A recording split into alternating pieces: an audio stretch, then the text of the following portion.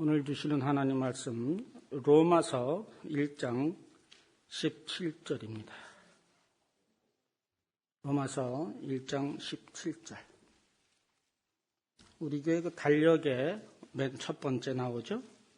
로마서 1장 17절입니다. 하나님의 말씀입니다. 제가 받들어 봉독합니다. 복음에는 하나님의 의가 나타나서 믿음으로 믿음에 이르게 하나니 기록된 바 오직 의인은 믿음으로 말미암아 살리라 함과 같으니라. 아멘. 어느 목사님이 일주일에 한 번씩 감옥에 예배를 드려주러 가는 목사님이 있었습니다. 그날도 감옥에 예배를 드리러 갔는데 새로운 얼굴이 이제 보이는 겁니다. 새로 들어왔나 봐요. 보기에도 아주 험상궂고 아주 참 엉망으로 생겼는데 예배를 드리는 중에 깜짝 놀랄 일이 생겼습니다. 이 양반이 11조를 내는 거예요. 그래서 하도 이상하다. 그래서 얼굴은 저렇게 생겼지만 신앙이 좋아서 어떻게 잘못돼서 감옥에 왔나 보다. 그리고 끝나고 나서 당신은 무슨 죄로 감옥에 왔습니까? 그랬더니 살인, 미수, 강간, 강도, 절도죄로 들어왔습니다. 아니, 그런데 왜 11조를 내십니까? 나는 우리 교회의 장로입니다.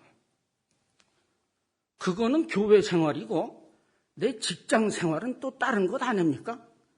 그것도 구별을 못합니까, 목사님? 그의 신앙생활과 그의 사회생활은 완전히 다른 겁니다. 그의 직장은 강도질이요, 교회에서는 이제 장로 역할을 하는 사람이었습니다. 이런 이야기를 들으면 우리는 참 한심하다, 말도 안 된다. 아니 어쩌면 저럴 수가 있나 라고 하는데 정도의 차이지만 우리도 크게 다르지 않습니다. 교회에서 보는 여러분의 얼굴과 마켓에서 보는 여러분의 얼굴은 전혀 다를 수 있습니다. 근데 그것을 사실은 우리가 우리 탓을 할 수는 없습니다. 왜냐하면 성경은 이미 우리에게서 호소력을 잃었고요. 성경은 이미 우리에게서 설득력을 잃었고요. 성경은 이미 현실성이 없는 책이 되어버렸다고요. 왜 그러느냐 하면 예수님이 뭐라고 그랬어요? 겉옷을 달라고 그러면 속옷까지 주라. 그래서 이제 와이셔츠하고 난닝구를 입고 길거리를 걸어가는데 홈레스가 와가지고 그 와이셔츠 좋으니까 좀 벗어주셔. 그러면 와이셔츠만 벗어줍니까? 난닝구까지 벗어줍니까? 난닝구까지 벗어줘야 돼요. 그리고 위에 아무것도 안 입고 또 한참 걸어가는데 홈레스가 또 나타나서 그 바지 멋있으니까 바지를 벗어주시오. 그럼 어디까지 벗어줘야 되는 거예요 대체? 그래서 더 이상 하나님의 말씀이 우리에게 설득력이 없게 되어버렸다고요. 심지어는 성경의 구약에 보면 불우한 이웃을 위해서 재물을 풀으면 며칠 뒤에 아니면 훗날 재물이 다시 내게로 돌아오리라는 하나님의 약속이 있는데 여러분 재물을 풀었는데 그게 돌아온 역사가 있습니까? 한번 가면요 그것만큼 내 손해지 절대로 잘했다고 하나님이 보상해주는 적이 없습니다. 사망의 음침한 골짜기를 지나면 하나님의 지팡이가 우리를 보호하신다고요? 사망의 음침한 골짜기를 지나는 게 아니라 바로 집 앞 골짜기 골목을 돌아서다가 강도를 만나는 경우가 한두 번이 아니고요. 특별히 새벽 기도를 갔다 오다가 봉변을 당하는 집사님들이 한둘이 아니라고요. 사망의 골짜기를 지날지라도 하나님이 지팡이로 우리를 보호해주고 안위해 주는 게 아니라 그 지팡이로 우리를 때린다고요. 악인 감당하기도 힘든데 하나님의 지팡이까지 우리를 패한다고요. 그래서 아니 악인 하나만 있으면 어떻게 좀 해보겠는데 하나님의 지팡이까지 악인 편이 돼서 나를 공격을 하니 당해낼 수가 없는 것이, 이것이 우리가 성경을 대할 때와 현실을 맞이할 때의 차이점이라고요. 다른 것은 볼 거 없고요. 제게 임하신 하나님은요, 꺼져가는 불을 끄지 아니하시는 하나님이 아니고요. 꺼진 불도 다시 보자, 확인 사살하자는 하나님이시고요. 상한 갈대를 꺾지 아니하신다는 하나님이 아니고요. 상한 갈대는 아예 뿌리째 뽑아서 근절시켜버리자라고 하는 것이 제가 만난 하나님이라고요. 따라서 현실과 성경은 너무나도 다르기 때문에 우리는 이미 성경대로 살기를 포기한 것이 사실이고, 그래서 어쩌면 성경대로 살지 못하고 이중 생활을 하는 것, 우리가 이제 올해도 성경을 많이 읽으려고 애를 씁니다만 읽으면 뭐래요? 하지를 못하는데, 예전부터 우리는 성경대로 시행할 생각을 이미 포기한 사람들이고요. 그래서 늘 마음속에 찝찝한 마음으로 살고 늘 하나님 앞에 죄송스러운 마음으로 살다가 또 한 해가 지나갈 거라고. 자, 그러면 어떻게 합니까? 성경은 현실적으로 맞지 않고 우리는 하나님께서 성경은 또 지키라고 하는데, 그럼 이 판국의 성경을 지키면 완전히 망할 테고, 지키지 않자니 하나님 앞에 찝찝하고 또 혼날 테고, 그거에 대한 해답이 오늘 본문 말씀인 거라고요. 여러분이 오늘 본문 말씀의 내용을 제대로 이해만 하면 여러분은 이 어려운 현실 속에서 성경대로 살아갈 수 있게 된다고요. 그래서 오늘 저희들이 할 일은 오늘 이 아주 유명한 말씀입니다. 그죠? 복음에는 하나님의 의가 나타나서 믿음에 이르게 하나니 기록된 바 오직 의인은 믿음으로 말미암아 살리라 함과 같으니라. 굉장히 유명한 말씀인데 이 의미가 무엇인지 정확하게 한번 살펴보는 그런 시간을 갖도록 하겠습니다. 제가 늘 성경 공부 시간에도 이제 그런 말씀을 하는데요. 여러분이 성경을 이렇게 대할 때는 성경 자체만 가지고서는 99% 잘못 나갈 확률이 아주 높습니다.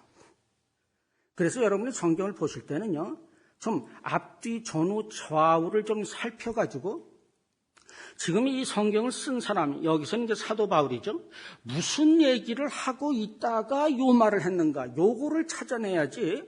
그렇지 않고 괜히 그것만 달랑 들어가지고 완전히 다른 생각을 하게 되는 경우를 우리는 굉장히 많이 보기 때문에 오늘 간단히 요 성경 구절이 나온 로마서 1장 전체를 한번 간단히 좀 살펴보도록 이제 이렇게 합니다. 먼저 1장부터 이제 1절부터 쭉 나오는 내용을 이걸 뭐 한 절씩 하려고 그러면 뭐 난리가 납니다. 눈도 어둡고 저녁에 피곤해 죽겠는데 제가 그냥 이렇게 한번 쭉 훑어드릴게요. 먼저 1절부터 지금 사도 바울이 무슨 얘기를 하느냐면 로마 교인들에게 무슨 얘기를 하느냐면 자기가 그리스도의 사도라라는 얘기를 함으로써 이 글을 쓰는 이가 누구냐면 사도다. 다른 사람도 아니고 사도다. 그것도 그리스도께 부르심을 받은 사도다. 그러니까 지금부터 하는 말은 내 말이라고 듣지 말고 예수 그리스도의 말이라고 들어라. 라는 의미에서 자기 자신은 이제 사도라고 이제 얘기를 합니다. 그러면서 사도는 많은데 여러 사도가 이제 주께서 세우신 사도들이 많은데 나는 사도 바울은 어떤 용도의 사도냐면 이방인에게 복음을 전하는 그런 용도로 부르심을 받은 사도다. 이런 얘기를 합니다. 그래서 자기는 이제 이방인에게 나가서 유대인에게 복음을 전하는 사람이 아니라 하나님이 선택하지 않았다고 생각되는 이방인들에게 나가서 하나님의 복음을 전하는 사람이다.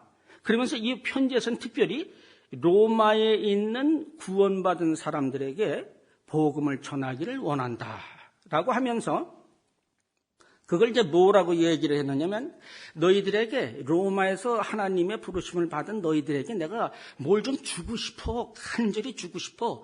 그래서 그걸 좀 주기를 원하는데 그게 뭐냐면 신령한 은사야. 이것도 사실 조금 번역에 좀 개인적으로 이해가 있습니다. 은사라고 이야기를 하면 성령의 은사 같은 느낌이 드는데 그게 아니고요. 여기서는 하나님께서 허락하시는 은혜를 너희들에게 좀 주고 싶어. 그래서 그게 뭐냐면 곧 복음이라는 겁니다. 그러니까 쉽게 말하면 자, 나는 사도로 부르심을 그리스도 예수에 의해 사도로 부르심을 받았는데 나는 내가 복음을 전하는 대상은 주로 나는 이방인 쪽의 전문가야. 그 사람들에게 내가 지금 복음을 전하고 싶은데 그게 로마에 있는 일단 너희들이야.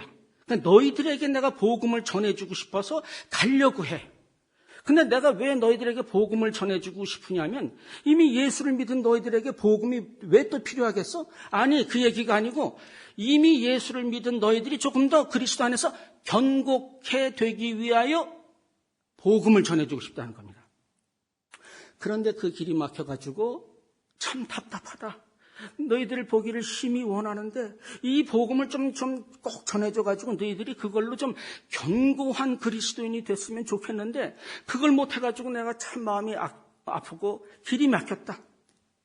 근데 이 복음이라고 하는 것은 내가 정말 어디다가 갖다가 놔도 부끄럽지 않을 만큼 대단한 것이야.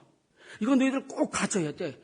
왜 그러냐면, 왜 그것이 그렇게 대단하느냐면 거기에 하나님의 능력이 나타나는데 무슨 능력? 죽은 영혼을 다시 살리시는 구원의 능력이 나타나는 것이 복음이기 때문에 이 복음을 나는 너희들에게 꼭 좀 전해주고 싶어. 근데 하나님께서 죽은 영혼을 살리시는 구원의 능력을 일으키시는 것을 무엇을 통해서 하느냐면 복음을 통해서 해. 그래서 내가 너희들에게 복음을 전해주고 싶은 거야 라고 해놓고 오늘 본문 말씀이 나오는 겁니다.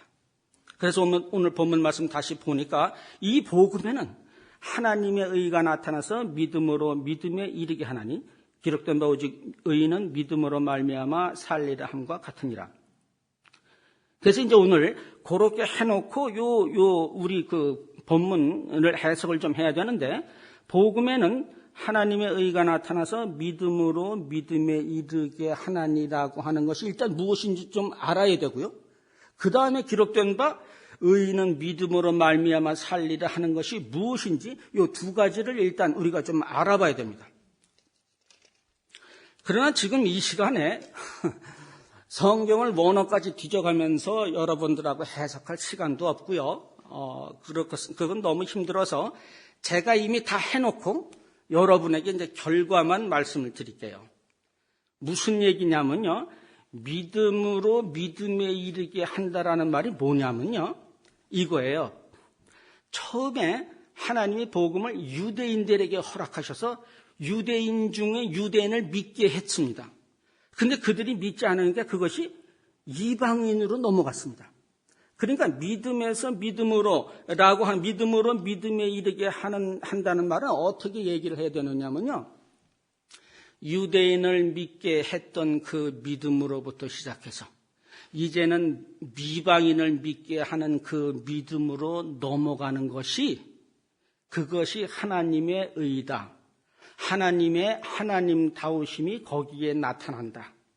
근데 그것을 무엇을 통해서 나타났느냐고요? 복음으로, 복음에는 복음을 가지고 하나님이 유대인을 구원하시려고 할 뿐만 아니라 이제는 헬라인이라고 하는 것은 이방인을 총망라하는 명사입니다. 따라서 이제는 유대인뿐만 아니라 전 세계 민족에게 복음으로 너희들을 구원하려고 하는 것이 하나님의 하나님다우심이고 이런 하나님의 하나님다우심을 하나님은 복음을 통해서 그 능력을 나타내시기를 기뻐하신다라고 해석을 해야 됩니다. 그렇게 해석을 해야 되는 이유가 5절에 보니까 바울이 이방인에 대한 전파자라고 얘기를 했고요. 14절에는 내가 모든 민족에게 빚진 자라고 하는 말을 하고요. 16절에는 첫째는 유대인이요 또한 헬라인. 그러니까 지금 계속 나오는 얘기가 유대인뿐만 아니라 이방인까지. 유대인뿐만 아니라 이방인까지. 그래서 오늘 17절에 믿음으로 믿음에 이르게 한다. 거기에 하나님의 의가 나타났고 복음 안에 그게 들어있다라고 하는 그 부분을 전체적으로 해석하면 금방 말씀드린 것처럼 유대인을 구원하는 데서 이제는 전 민족, 한국 민족까지 우리를 구원하는 데까지 구원의 복음을 널리 확산하고 전파하는 것이 하나님의 뜻이고 이 복음을 위하여 사도 바울이 부르심을 받았다라는 얘기를 이제 하는 겁니다. 자, 그렇게 해놓고 이제 그 다음에 두 번째 의인은 믿음으로 살리라 하는 말을 봐야 되는데요. 여러분이 성경을 보실 때 그 기록된 바 이런 말이 나오면요 구약에 있다는 얘기예요. 그런데 이렇게 사도 바울이 기록된 바 이렇게 해가지고 구약에 있는 이야기를 끄집어내는 이유는요. 그 얘기를 끄집어내지 않으려면요. 처음부터 그 얘기를 다 해야 돼요. 그러니까 그것을 그걸 다 하기 힘드니까 옛날에 이미 일어났던 일을 끄집어가지고 들어오는 겁니다. 그러면 설명이 쉬우니까. 이런 거는 마찬가지예요. 9월 11일 날 뉴욕에 있는 쌍둥이 빌딩이 테러리스트에 의해서 폭격을 맞아가지고 많은 사람들이 죽었습니다. 이걸 다 얘기를 하려면 얼마나 힘들어요. 그래서 우리는 단 한마디로 뭐라 그래요? 911. 그럼 다 알아듣잖아요. 그런 식으로 긴 설명을 피하고 간단하게 하기 위해서 사도 바울은 종종 그의 서신서에서 기록된 바라고 하고 구약에 있는 내용을 지금 끌어 들어오는 일들을 많이 합니다.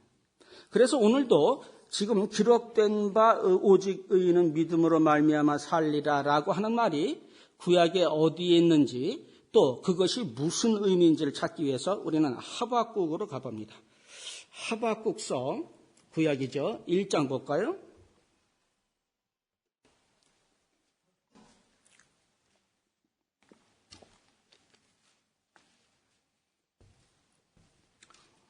원래 이제 그 의인은 믿음으로 말미암아 살리라라고 하는 것은 하박국서 2장 4절에 있는 말씀입니다. 2장 4절 한번 볼게요. 하박국서 2장 4절.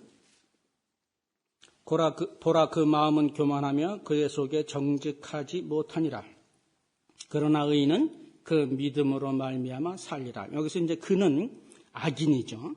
바로 요 구절을 따가지고 로마서에서 지금 사도 바울이 사용을 하고 있습니다. 그러니까 이 구절이 또 무슨 말인지를 알려면은 하박국서 1장을 잠깐 한번 돌아가 볼 필요가 있습니다. 하박국서 1장이에요. 찾기 힘드신 분은 제가 어차피 읽어 드릴 테니까 하박국서 1장 2절 볼게요. 지금 어떤 상황에서 이런 말이 나왔는지. 여호와여 내가 부르짖어도 주께서 듣지 아니하시니 어느 때까지리이까. 내가 강포를 인하여 외쳐도 주께서 구원치 아니하시나이다. 어찌하여 나로 간악을 보게 하시며 패역을 목도하게 하시나이까. 대저 겁탈과 강포가 내 앞에 있고 변론과 분쟁이 일어났나이다. 이러므로 율법이 해이하고 공의가 아주 시행되지 못하니 이는 악인이 의인을 애워쌌으므로 공의가 굽게 행함이니이다.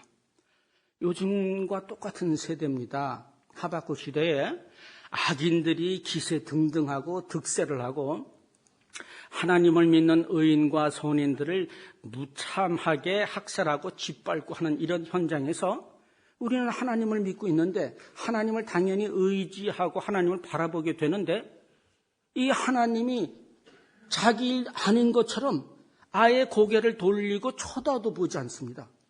그러니까 우리처럼 그 당시 하박국도 똑같은 생각으로 너무너무 답답하고 화가 나서 하나님께 따지는 겁니다.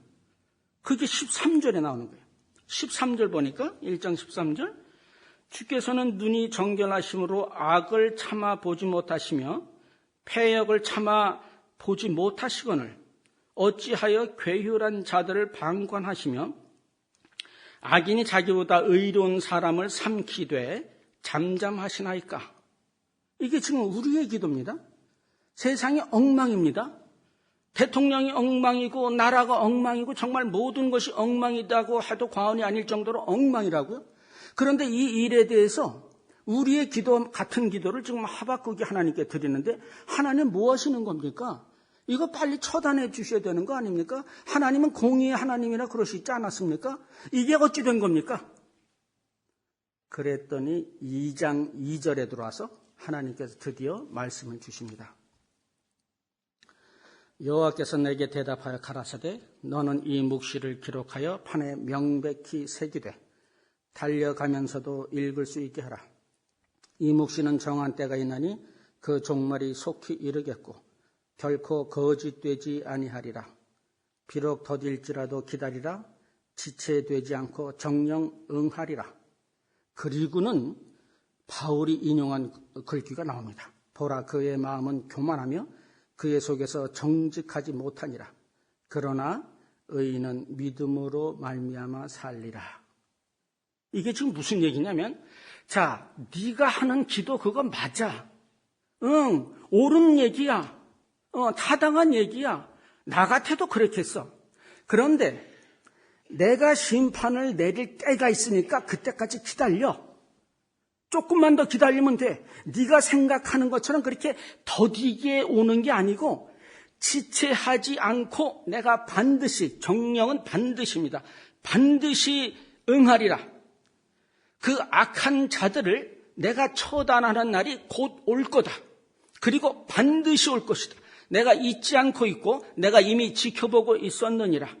라고 하시면서 이내 악인에 대한 심판과 저주가 엄청나게 퍼붓게 되는데 7절 볼게요. 2장 7절. 악인들에 대해서 하나님께서 갚으시는 장면이 쫙 나옵니다만 다 읽을 수 없고 7절 볼게요. 너를 물 자들이 호련히 일어나지 않겠느냐? 너를 괴롭게 할 자들이 깨지 않겠느냐? 네가 그들에게 노략을 당하지 않겠느냐? 자기가 한 것들을 그대로 당하는 날이 곧 온다고 하나님께서 이제 말씀을 하시고요. 17절도 한번 볼까요? 조금 밑으로 내려가서 17절. 대저 내가 레바논의 강포를 행한 것과 짐승을 두렵게 하여 잔해한 것, 곧 사람의 피를 흘리며 땅의 성읍과 그 모든 거민에게 강포를 행한 것이 내게로 돌아오리라. 엄청난 선포죠. 하나님께서 악인의 잔악성과 무모하게 사람을 학살하고 선인을 이렇게 죽이고 핍박하고 했던 이것을 내가 모르는 바가 아니야. 그러나 아직 때가 되지 않았으니까 내가 가만히 있는 거야. 그런데 내가 그 사실을 몰라서거나 아니면 내가 깜빡 잊어버려서 그들을 저주하고 그들을 심판하지 않는 것이 아니라 반드시 심판할 날이 오는데 그때는 생각보다 더 빨리 올 거야. 이것이 너무 정말 잔혹할 만큼의 처절한 가품이고 심판이고 저주여가지고 도리어 하박국이 거꾸로 기도를 합니다. 3장 가볼게요. 3장 가봐요. 하박국도 좀 한번 기도를 올렸으면 마음을 굳게 해야지 하나님이 그랬다고 또 마음이 약해집니다. 여러분은 그러지 마시기 바랍니다. 3장 2절 여호와여 내가 주께 대한 소문을 듣고 놀랐나이다. 그 말씀을 듣고 깜짝 놀랍니다. 여호와여 주는 주의 일을 이 수년 내에 부흥케 하옵소서. 이거는 교회를 부흥하라는 얘기가 아니고요. 주의 일, 주의 판단하심, 주의 심판을 언제 내리시느냐? 이 수년 내에 빨리 내리시옵소서. 그래서 그 다음 말이 이 수년 내에 나타내시옵소서. 그러면서 뭐라고 얘기를 하면 그렇지만 하나님 진노 중에라도 긍휼을 잊지 마소서. 예수 그리스도의 십자가에서 하신 말씀에 대한 예표를 하박국이 자기 이름으로 합니다. 그리고는 그 뒤에 12절 하나님께서 실제로 그들을 벌하시는 장면이 나오는데 12절 보니까 주께서 노를 바라사 땅에 둘리셨으며 분을 내사 열국을 밟으셨나이다. 주께서 주의 백성을 구원하시려고 기름 받은 자를 구원하시려고 나오사 악인의 진머리를 치시며 그 기초를 끝까지 드러내셨나이다. 그들은 회리바람처럼 이르러 나를 흩으려 하며 가만히 가난한 자 삼키기를 즐거워하나 오직 주께서 그들의 전사의 머리를 그들의 창으로 찌르셨나이다. 라고 이야기를 합니다. 그러니까 지금 이상한 것이 하나 발견됐는데요. 하박국이 기도를 했습니다. 그리고 수년 내에 더디게 느껴질지라도 하나님께서 지체하지 않고 갚으시는 날이 오는데 그래서 하도 무서워서 도리어 하박국이 진노 중에라도 긍휼을 베푸시옵소서라고 했는데 주의 진노가 언제 내려졌느냐면 아까 지금 금방 읽은 3장 12절로 14절을 보니까 진노가 언제 내려졌어요? 이미 내려졌습니다. 과거형입니다. 주의 심판과 주의 저주는 믿지 아니하는 자들에게 이미 내려졌습니다. 그의 나라는 2000년 전에 이 땅에 왔고요. 그의 심판과 저주도 2000년 전에 이미 내려져서 로마서 오늘 본문 이후에 나오는 모든 내용들은 이미 일어난 심판과 저주의 모습입니다. 자, 이렇게 해놓고 하박국이 이상한 얘기를 또 하기 시작합니다. 뭐냐면 17절 볼게요. 보라 무화과 나무가 무성치 못하며 포도나무에 열매가 없으며 감람나무에 소출이 없으며 밭에 식물이 없으며 우리의 양이 없으며 외양간에 소가 없을지라도 나는 여호와를 인하여 즐거워하며 나의 구원의 하나님을 인하여 기뻐하리로다 라고 고백을 합니다. 근데 여러분이 이제 성경을 읽을 때 하도 이해가 안 되는 게 많아서 이제는 이해가 안 돼도 이상하지도 않아요. 그냥 넘어갑니다. 오히려 이해가 되면 내가 성령을 따로 받았나? 어째 좀 이상해진다 내가. 혹시나 이단으로 가는 거 아니야? 이런 지금 왜 그러느냐면 하박국의 고백이 이렇게 나오면 안 돼요. 한번 보세요. 자, 일단 한번 정리를 해보죠. 자, 하박국이 지금 뭐라고 얘기를 했느냐면 하나님, 악인들이 이렇게 판을 쳐도 되는 겁니까? 하나님 살아계신 건 맞아요? 공의의 하나님이라면서요. 그런데 어떻게 이렇게 보고 계십니까? 그랬더니 하나님이 의인은 믿음으로 살리라고 하면서 하신 말씀이 뭐냐면 내가 그들의 진노를 그들에게 진노를 정령하고 그들의 악과 불의를 정령 갚으리라라고 하면서 너는 그때까지 참아라. 너는 그때까지 나의 진노와 나의 저주가 임할 때까지 소망을 버리지 말고 그 믿음을 잃지 말고 지켜라. 그래서 의인은 믿음으로 살라는 내용이 뭐냐면 하나님의 진노와 그의 나라가 임하실 것을 소망 가운데 그리고 믿음을 잃지 않고 지키는 거다. 라고 우리는 이제 1차적으로 생각이 되고요. 근데 두 번째에 이제 하나님께서 자, 그러니까 너희들 막 그냥 악인을 막 내가 처단하겠어. 이제 이랬단 말이에요. 그러면은 이제 하박국의 고백이 뭐가 나와야 돼요? 17절, 18절에. 무화과, 외양간 이런 얘기가 나와야 돼요? 그게 아니고 뭐가 나와야 되느냐면요. 하나님 감사합니다. 아이고, 나 속이 다 후련하네요. 그것들 정말 잘 됐어. 생각만 해도 고소하네. 아니, 어떻게 그래. 아니, 그러니까 지금은 내가 조금 참고 있으면 하나님이 오셔서 원수를 갚아주신다는 거 아니야. 아이고, 나 좀 조금만 참읍시다. 하나님 감사합니다. 그게 고백이 돼야 돼요. 그죠? 그게 고백이 돼야 되는데 이상한 고백을 하고 있어요. 무슨 고백을 하고 있어요? 무화과 나무가 왜 나와? 포도나무가 왜 나와요? 감람나무 왜 나오고요? 밭이 왜 나오고? 우리가 왜 나오고? 외양간이 왜 나오는 거예요? 어떤 죽어가는 환자가 이제 말을 잘 못합니다. 근데 이제 아들을 불러가지고 뭐라고 얘기를 귀에다가 대고 했어요. 그러니까 주변 사람들은 무슨 내용인지 하나도 몰라요. 근데 그 얘기를 듣자마자 아들이 후다닥 뛰어가서 물을 갖다가 주니까 아버지가 그 물을 마신다는 거예요.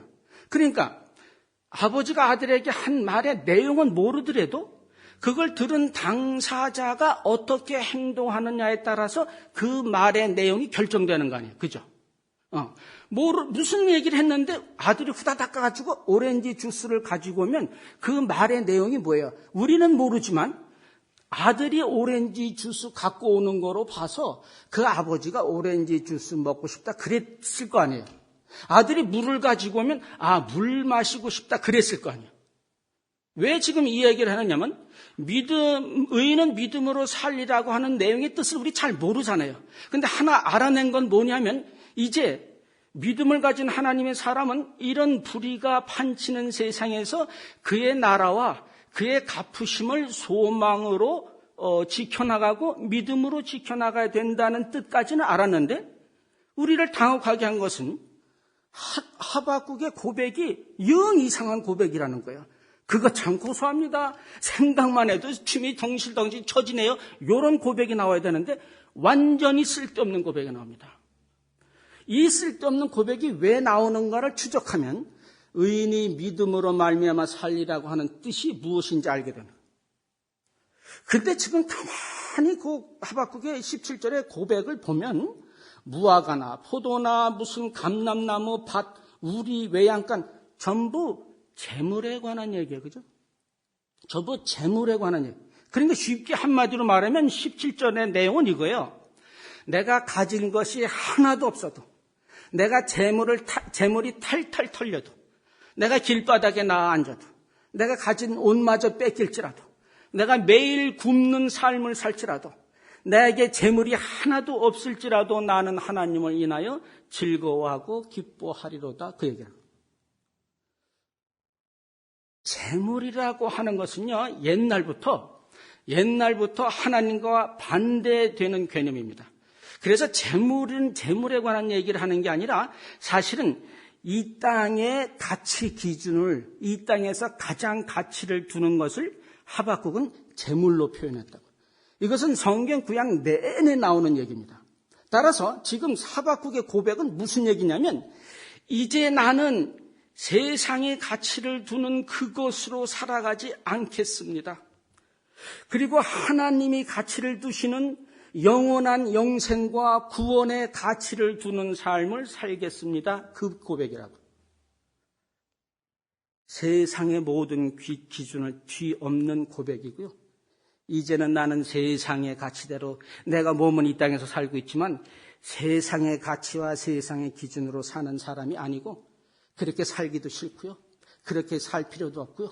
나는 오로지 하나님께서 가치를 두시는 영생과 구원과 우리 주 그리스도와 하나님만을 인하여 즐거워하는 사람이 되겠습니다. 라는. 그래서 오늘 그 의인은 믿음으로 말미암아 살리라고 하는 뜻이 무엇인지를 전체적으로 종합을 해보면 하나님께서 지금 이 세대의 악함을 이미 보시고 그의 정하신 때에 정령 저주와 심판으로 임하실 것인데 그것이 조금 늦어진다고 해서 믿음을 포기하고 소망을 포기하고 그러면은 의인이 믿음으로 사는 것이 아니고 의인이 믿음으로 산다는 얘기는 그날의 소망과 그날에 대한 믿음을 굳건히 가지고 그날까지 살아가되 이미 그 나라가 임한 이 땅에서 우리가 살아갈 때에 이제는 더 이상 세상적인 가치 기준으로 사는 것이 아니고 하늘이 소중히 여기는 하나님께서 가치를 두시는 영생과 구원만을 가치 있는 것으로 생각하고 살아가야 된다는 말입니다. 우리가 말씀대로 살지 못하는 이유는요. 예수 믿으면 하나님께서 보호해 주셔서 잘 먹고 잘 살 수 있으리라는 기대 때문에 성경대로 살 수가 없습니다. 성경대로 살면 우리는 곤망하고요. 우리는 생존해낼 수가 없다고 생각하기 때문에 우리는 성경대로 살지 않고요. 성경대로 살면 우리는 전부 손해만 보고 전부 억울한 일만 당하기 때문에 우리는 성경대로 살 수 없다는 생각 때문에 우리는 말씀을 읽고 설교를 들어도 절대로 성경이 하라고 하는 일을 처음부터 안 할 생각으로 있는 겁니다. 그러나 여러분, 구약시대는 복을 물질로 계수하였지만 신약시대에 들어와서 그 복은 영적인 복으로 계수됩니다. 주의 제자들 보시기 바랍니다. 주의 제자들 어떻게 됐어요? 주님의 이름으로 핍박을 받았는데 슬퍼했어요? 기뻐했어요? 기뻐했습니다. 왜요? 주님의 고난에 감히 나 같은 것이 참여할 수 있게 된다는 것이 얼마나 영광스러운지. 사도 바울이 환난과 고난 가운데서 기뻐하는 이유가 뭐였어요? 그래서 내가 하나님의 자녀가 됐다는 증거가 드러나기 때문에 뛸 듯이 기뻐했습니다. 따라서 우리가 세상의 관념과 관습을 버리고 그의 나라를 소망하고 그의 나라에 모든 우리의 관심을 집중하고 이제 이 땅에서 세상에 두는 가치로 사는 것이 아니라 하나님의 나라의 가치로 살게 되면 우리는 성경 말씀대로 이 땅을 살아갈 수가 있는 겁니다. 여러분이 다 털어도 다 털리지 않는 것이 주님의 보호하시며 이 땅에 임한 천국의 원리고요. 여러분이 다 퍼줘도 망할 것 같아서 못 퍼주죠? 절대 망하지 않습니다. 여러분이 다 양보를 해더라도 절대 지지 않고요. 원수가 그러면 막 일어나가지고 난리를 칠 것 같죠? 절대 그렇지 않습니다. 지나가는데 개가 와가지고 물었어요. 그러면 내가 어떻게 됩니까? 그 개를 물면은 개 같은 놈이 됩니다. 가만히 있으면 뭐가 돼? 손에 날 것 같죠? 내 다리에서 피가 철철 나잖아요. 그런데도 가만히 있으니까 개가 무슨 생각을 하겠어요? 내가 이겼다. 제가 피가 철철 나도 아무 소리, 끽소리 못하고 저렇게 했는데 내가 이겼다. 그때 누가 들어와요? 애니멀 컨트롤 팀이 옵니다. 잡아가지고 사형시켜버리는 거예요. 물지만 않았어도 사형은 안 당했는데 무는 바람에 내가 이겼다고 생각하는 싸움 때문에 망하게 되는 것이 그리스도의 원리입니다. 우리에게 핍박을 주고 우리에게 못된 짓을 하고 우리에게 악으로 대하고 우리가 아무 반응을 안 하니까 우리가 진 것 같죠? 바로 그 죄 때문에 그들은 지옥에 떨어지는 겁니다. 이제는 천국의 원리로 무장한 여러분 되시고요. 이 땅의 것에 대해서 크게 같이 두시지 마시고 모든 것을 성경대로 하더라도 여러분 망하지 않는다고 주께서 약속하셨죠. 1970년대에 올리비아 하세라고 하는 여배우는 로미오와 줄리엣이라는 영화를 통해서 당시의 모든 청소년들의 마음을 휘어잡기에 충분했습니다. 그녀를 표현할 한국 단어는 그렇게 많지 않아서 굳이 표현한다면 수선화, 물망초, 물방울, 청초, 지고지순, 이런 말로나 표현할 수 있을까? 해마다 5월이 되면 제가 다니던 대학교에서는 진달래와 철쭉과 개나리가 일색을 이루곤 했습니다. 너무나도 5월달 되면 온 캠퍼스에 그 꽃들이 흐드러지는지 정말 그 김소월의 진달래에서 나오는 그 영변의 약산 진달래, 가장 아름다운 곳이 영변이라고 하는 지방에 있는 약산에서 피는 진달래라고 하는데 그것을 방불케 할 정도로 우리 대학 캠퍼스는 그런 꽃들로 참 흐드러지는 그런 때를 맞이하곤 했는데 그 당시에 저는 젊은 베르트의 슬픔, 니체의 신은 죽었다 이런 책들에 빠져서 인생의 인자도 모르고 인생의 고난의 고자도 모르는 사람이 마치 세상을 짊어진 듯 그렇게 잘난 척을 하면서 그렇게 하고 있어도 그 아름다운 꽃 냄새와 봄 냄새를 저버리기가 쉽지 않을 정도로 우리 대학 캠퍼스는 그렇게 아름다웠습니다. 그날도 나는 라일락이라고 하는 꽃을 떠올리면서 캠퍼스 벤치에서 앉아서 젊음은 무엇이며 사랑은 무엇이며 낭만은 무엇이며 인생의 목표와 투지는 무엇인가로 내적 갈등을 일으키면서 잠깐 눈을 들었는데 저쪽 캠퍼스 오솔길에 올리비아 핫세가 걸어오는 겁니다. 올리비아 핫세가 한국에 우리 대학에 걸어올 리는 없죠. 한 여학생이 걸어왔는데 정말 흑단 같은 머릿결에 서늘한 눈썹, 복숭아빛 뺨, 정말 단아하고 얌전한 그 걸음. 그 여학생을 보고서 올리비아 핫세를 떠올렸던 기억이 납니다. 나중에 알고 보니까 그 여학생은 그 당시에 제일 좋았던 대학교, S대학교 법대를 들어갈 만한 수준이었는데 저희 학교에 4년 전에 장학생으로 이제 특차로 이렇게 들어온 수재 중에 수재라고 했습니다. 세월이 많이 지나서 몇 년 전에 우연히 인터넷에서 저희 학교의 홈페이지에 갔봤는데 그 여학생이 교수의 명단에 떡하고 자리 잡고 있더라고요. 세월이 한 40년 지난 후에 그의 중년의 모습이 홈페이지에 나와 있었는데 그렇게 공부를 잘하고 그렇게 청순 가련한 그 여학생이 어쩌다 도서관에서 마주 앉게 되면 부끄러워서 얼굴을 들지 못하던 그 여학생이 40년이 지난 중년의 여교수로 그 사진에 있던 것을 발견하게 됩니다. 인걸은 간대없다라고 하는 말은 그렇게 맞는 말은 아닌 것 같은 것이 눈가에 40년이라는 세월의 흔적을 살짝 묻혔을 뿐이지 여전히 단아한 모습으로 그 자리에 그렇게 앉아있는 그녀의 모습을 보면서 무수한 지난 세월들을 떠올리지 않을 수가 없었습니다.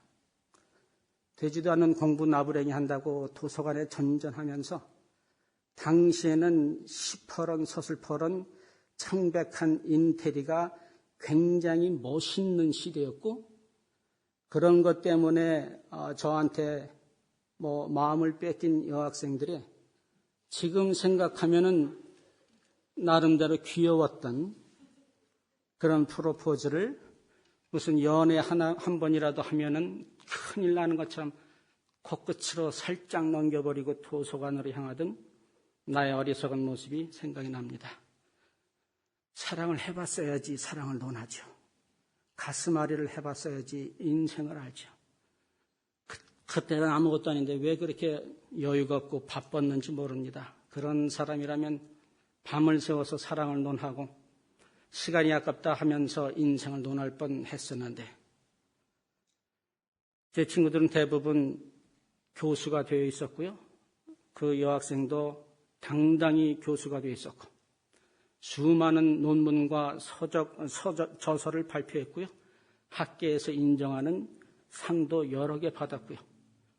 어느 나라에 가서 대통령과 사진도 같이 찍었더라고요.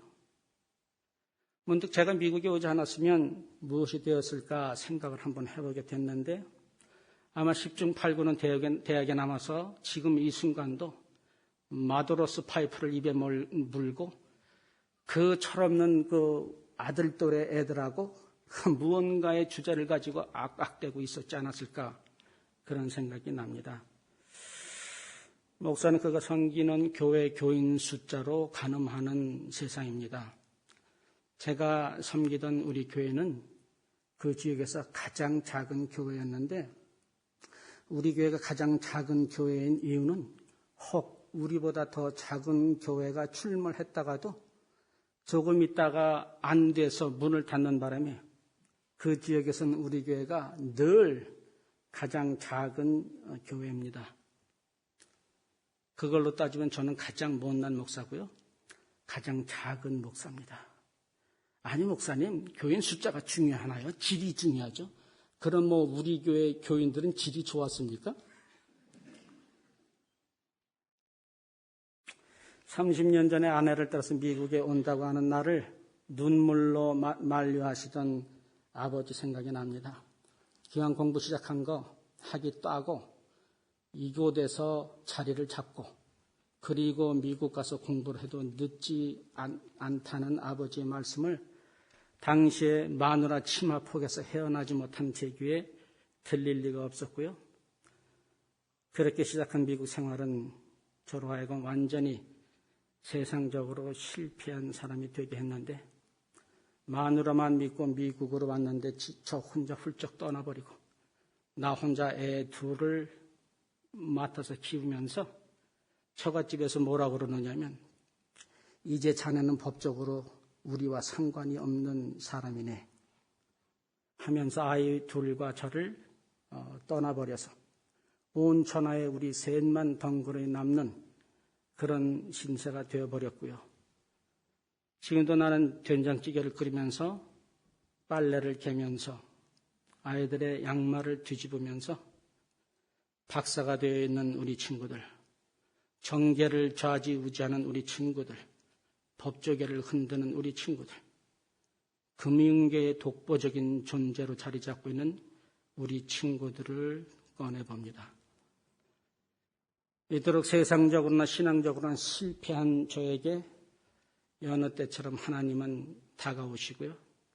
하나님의 특유한 세미한 음성으로 제게 나지막히 이렇게 위로하십니다.